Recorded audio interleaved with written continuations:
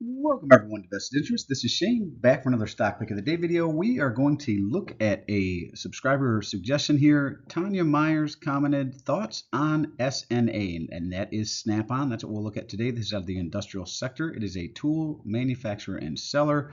This was about 4 days on the Southwest Airlines stock pick of the day video. And it is the first day of July. So welcome to a new trading month. And again, we're going to take a look at Snap-on, so let's get into the video here. Now, before we do that, if you could do me a favor, hit that thumbs up button down below if you find any value in the content. Make sure you're subscribed to the channel. Join us on this journey to financial freedom. Join the Vested Interest community. Make sure you click that notification bell so you're notified whenever we put out any new content. This is a subscriber suggestion here, and we do those videos. So if you have a company like this that you would like me to cover in the stock pick of the day series, go ahead and drop it down below in the comment section. I'll work it in the rotation. And thank you to everyone who has taken the time to do that. That really does help a small YouTube channel like mine with the YouTube algorithm. Clicking that thumbs up button, hitting the subscribe button, make sure the notification bell is rung, and dropping a comment really helps out. It helps to spread the videos. It helps, like I said, with the YouTube algorithm, and I really do appreciate all of you out there who have done that. Now, this is the Vested Interest Stock Screener. This is how I set up the stock pick of the day video. So we're going to look at this at the end and see where it sits. If it meets 5 of 8 or 6 of 9, if this was a bank, I would add in, or a insurance company, I would add in price to book. If for price to book, if you use that for other companies, don't just use the 1 or lower being undervalued, 1 being fair valued, anything over 1 being overvalued. That really applies for banks and insurance companies, not for all companies. If you look at other companies outside of the financial sector, outside of banks, in the information technology sector, consumer discretionary, information technology, industrials like this one here, this company Snap-on, you should compare it to other companies in the same sector and in the same industry. And again, just because it meets 5 of 8 does not mean I am investing in the company. It means it makes it onto my watch list. This is an initial screener. Thousands of stocks out there in the stock market. This is a quick way for me to look at a company and see if I want to look any deeper into the financials. And if it does, then it goes on my watch list. 5 of 8, 6 of 8, 7 of 8, 8 or 8 preferably. Then it goes on my watch list and I do more of a deep dive into the company. Look at the financials, the balance sheet, the income statement, debt to equity ratios, revenues, our margins growing, a lot of other metrics that I look in there, do a discounted cash flow analysis on the particular company, and then I figure out a price I'm willing to pay. And then, and only then, whenever it meets that price or is in the range of the prices I'm willing to pay, do I pull the trigger on it. So back into the overall video. If you want to know more about this company here, check them out at shop.snapon.com. That's shop.snapon.com. That is their homepage where I pull this information from. And they are a tool manufacturer, right? So that's tool storage. So you might have a storage bin in your garage. I have one. It's by Husky. It's not by Snap-on, but I do have one in my garage. So tool storage, hand tools, power tools, shop and tech. So if you have a shop, you might have some tools in your shop there, diagnostic equipment, and you'd have to click on this to see what their new products is, digital catalog, order-free paper catalog, and licensed merchandise. So that's hats, shirts, that sort of thing. Some quick info on this. History: Snap-on was founded in Milwaukee, Wisconsin in 1920 and moved to Kenosha, Wisconsin in 1930. 85,000 SKUs in product line, 4,060 active and pending patents. That's pretty interesting. 29,000 people have visited the Snap-on headquarters Innovation Works. So if you want to know more about the company, you could definitely check them out at their headquarters. Snap-on has, this is one for us dividend investors out there. Snap-on has paid consecutive quarterly cash dividends without interruption or reduction since 1939. 13,200 employees, $4.7 billion in sales in 2023. Serves customers in more than 130 countries. So even if you were slow here in America, you might still be all right around the world. 4,700 mobile stores worldwide, more than 3,400 franchise vans in the United States. And we have manufacturing, warehouse, distribution, research and development, and office facilities throughout the world, including 13 manufacturing facilities in the United States. So some quick facts there. And again, they are a tool manufacturer and seller primarily. Again, licensed merchandise, stuff like hats, t-shirts, stuff like that. So now the reason we're taking a look at them down 1.72% on the day, as well as being recommended by Tanya there. We are talking about Snap-on Incorporated, ticker SNA, out of the industrial sector. Closed out the day at $256.90. 52-week range as low as $249.84, as high as $298.49. It is within 15% of its 52-week low here, and it is closer to its 52-week low than its 52-week high. Market cap of $13.543 billion, a beta of 0.99, so they are just slightly a little less volatile than the overall market, one being the market. PE ratio, pretty nice PE ratio on this one, $13.46 per share. I like anything under 15, so that's pretty good. Earnings per share, EPS higher than their priced earnings. You don't see this very often, but I do like it whenever we see this. Their earnings per share is sitting at $19.08 per share.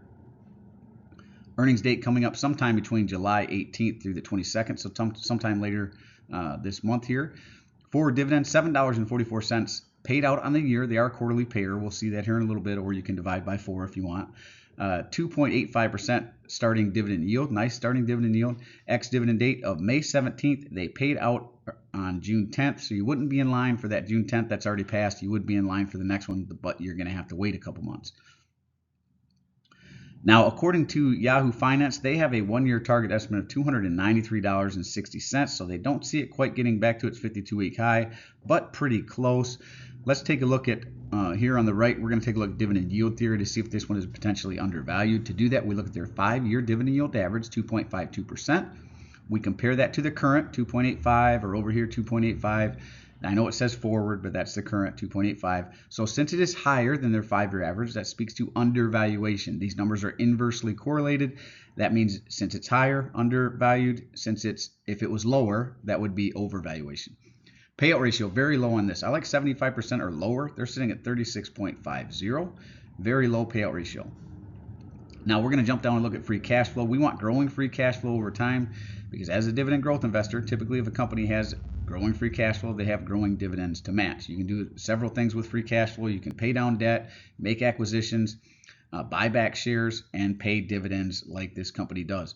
And that's what I'm looking for, dividend growth. So I want growing free cash flow. 2021, you see here, $896 million. 2022, dropped down to $591 million. Wasn't a very good year, it looks like, in 2022, but back on track in 2023, up to $1,059 million here. And then the trailing 12 months, which includes part of 2023 and where we're at so far in 2024, looks like they are at $1.1 billion. So it looks like they may beat their 2023 numbers, though we're going to have to wait and see how much of this trailing 12 months is actually 2023 numbers and how much is 2024. So we'll have to wait till the end of 2024 to see the actual what we'll get here, but it gives you an idea of what they're kind of projecting out based on last year's numbers and what we've seen so far. So to be honest with you, if I was looking at growing free cash flow, it would not quite meet it because of this drop in 2022, though it is growing overall.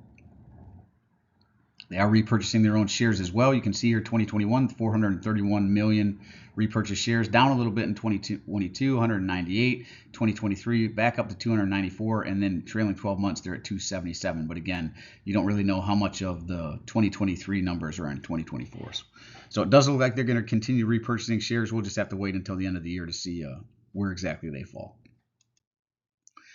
Now we're going to jump over to stockanalysis.com, and I always recommend more than one source so you can make sure the information you're getting is accurate and up to date.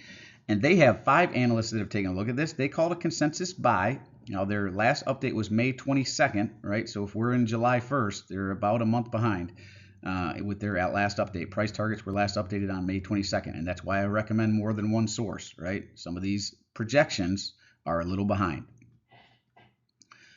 Low $275, which would be a 7.05% increase from where they currently sit.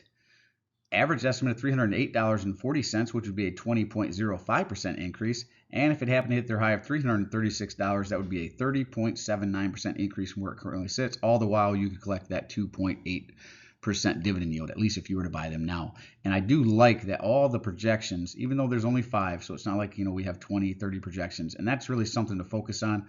The lower the number of analysts, the less I really look at these numbers as something I go on. It gives you a range, right? Low estimate is 275, high at 336. If it's somewhere in between there or lower, then maybe it's a good buy, right?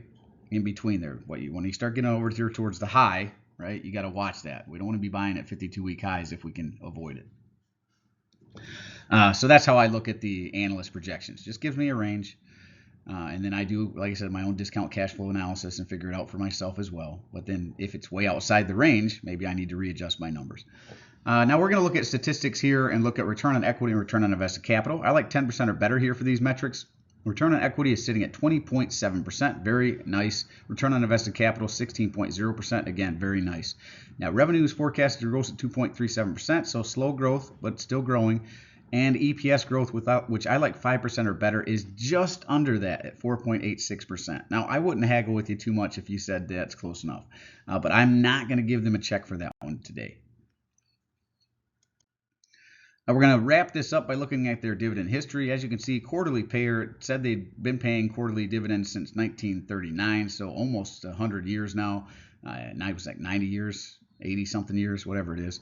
Payout ratio, very low, 39.01%. I think Yahoo Finance had them in the 38 range. Either way, I like 75% or under, and they are well under that, especially for being, especially since they've been paying a dividend since 1939. To still only be at 39% payout ratio, very, very good. It means they are very good at not only growing their dividend, maintaining that growth, and still keeping their payout ratio in line where they can pay down debt, make acquisitions, and repurchase some shares. Very good with their money overall. Dividend growth, double digits. This is awesome, 14.65%. Now, I'm not saying they can continue this into the future, but right now at 14.65%, that's very fast dividend growth paired with a 2.8% dividend yield. 14 years of dividend growth. So again, they've been paying since 1939, but it always wasn't growing. There must have been some years in there that they just stagnated the dividend, didn't raise it. But over the last 14 years, they've been growing it. Buyback yield to 0.74%, shareholder yield to 3.62%. Let's look at their dividend history real quick. 2021 paying $1.42 per share. November 2022, they raised it up to $1.62. November 2023 up to $1.86, and that's where it currently sits. So I would expect, well, if they just did it in November, I would expect in November of this year for them to raise the dividend again to kind of stay in line with what they've been doing. They do pay out on the March, June, September, December timeframe, which most companies do. So let's jump back over and look at the screener and see where this one falls here. Understand the business, that's where we started. Check. Growing free cash flow over the last 4 years. They had the one down year, but they are growing overall. So if you were to give them a check here, I would not be disappointed with you. Growing dividend, yes, double-digit growth. Very nice dividend growth. Dividend payout ratio of 75% or less. Yeah, it's actually under 50%, under 40% really. So very nice there. Check valuation based on dividend yield theory. Dividend yield theory says it's potentially undervalued. It is within 15% of a 52-week low, so check there. Return on invested capital and return on equity are both above 10%, almost at 20% there. Return on equity is at 20%. Return on invested capital at 16%. And earnings per share growth, I know it was 4 point something there, but I did not give them a check. Again, I wouldn't argue with you if 4.86, I think is what it was, is close enough for you. I didn't give them a check, but it doesn't really matter. 1, 2, 3, 4, 5, 6 of 8. Even if you gave them a check here, that would be 7 of 8. Either way, they make it onto my watch list. They are on my watch list. They are starting to look attractive. I do like Snap-on. If I was to sell out of Union Pacific, it would probably go to Snap-on. That's how I look at this company. Well, that is really it for this one. I really appreciate the suggestion there, Tanya. As always, appreciate you stopping by. If you haven't done so already, don't forget to show me some love. Hit that thumbs up, ring the notification bell. Most importantly, subscribe to the channel. Make sure you hit that subscribe button down below. Join us on this journey to financial freedom. We are so close to 1,000 subscribers. I need about 15 more of you to do that. So hit that subscribe button and help me get there. And I do personally read and respond to the comments. I'm always interested to read your questions, opinions, or suggestions for future topics. So if you have a company like Snap-on you'd like me to do in a Stock Pick of the Day series video in the future, go ahead and drop in the comment section down below and I'll work it into the rotation. And this is Shane signing off, wishing peace and prosperity to you and yours. And remember, financial security comes to those that take a vested interest. Hey, thanks for stopping by. Hey, welcome to July. Hope your year is going well. We're halfway through it. So into July we go. Have a good one. I'm not a financial advisor. Nothing in this presentation should be considered financial advice. I'm only sharing my opinion and investing journey for educational and entertainment purposes. Investing involves risk. You can't manage money. You should never invest any amount you're not comfortable losing. Always do your own research. Invest based on your situation, circumstances, and select criteria, or seek the advice and counsel of a certified financial advisor.